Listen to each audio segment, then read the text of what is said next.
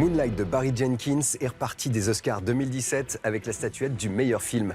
Le jeune réalisateur aurait pu avoir la pression pour son troisième essai au cinéma, sauf que Jenkins, la pression, lui, il connaît pas. Si Beale Street pouvait parler, double le récit d'une passion amoureuse d'un point de vue sur la société américaine des années 70. Toute ressemblance avec les années Trump n'étant évidemment pas le fruit du hasard. On écoute ce que Beale Street veut nous dire. I'm yours in your mind and that's it. You and me all the time. Honey, there's something I gotta tell you. The first time you read the script, what was your reaction? What did you think about the whole script? I mean, just going into it and just seeing James Baldwin and Barry Jenkins, I knew it was gonna be something special. But then once I read the script and then also once I read the actual book, I just realized that we just haven't seen a story like this, you know, two young Black people being portrayed as soulmates.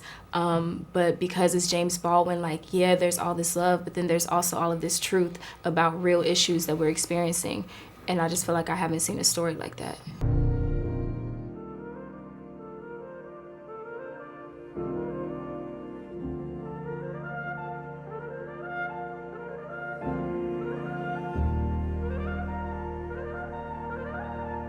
In the movie, there are many scenes where there is no dialogue, and it's only like you, like looking at each other, looking at straight at the camera. How was that experience like?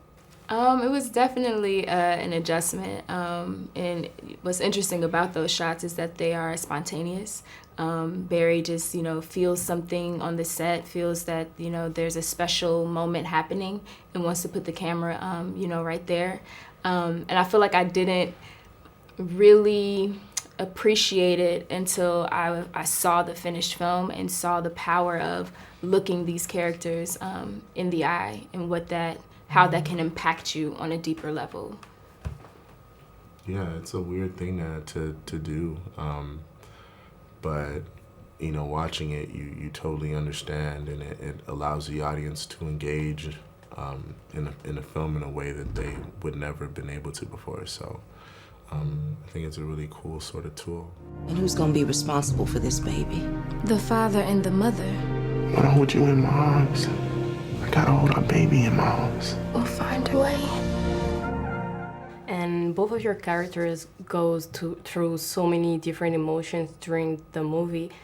Did you at some point had a hard time adjusting yourself to the character, or was it always easy for you to play all the different emotions? Some things were easier than others, you know, just depending on, you know, who I am as a person and where that connects more to Tish and where we are completely different.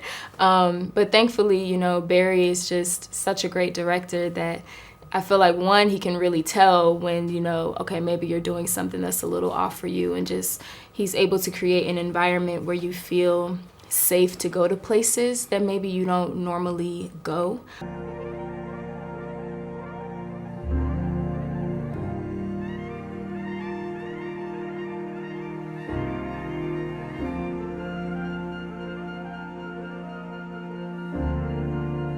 And how did playing in this movie impacted you as a human being? Like, how did it affected you?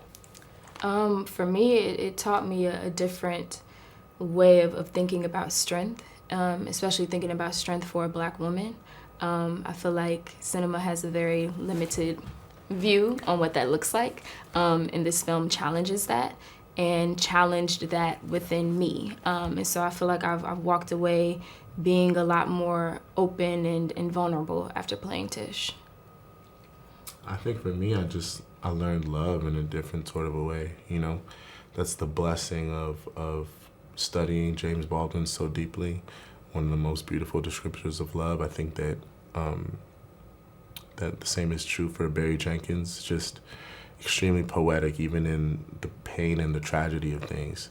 And you're able to sort of understand love in a different sort of a lens. So. We've known Bonnie all his life.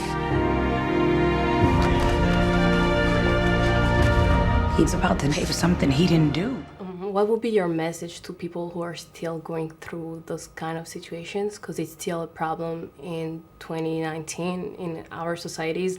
like all around the world. So this movie was about a story in the States, but it does happen like in so many other countries. So what would be your message? I would say to lean into love, you know, lean into the love and the support around you. Be hopeful.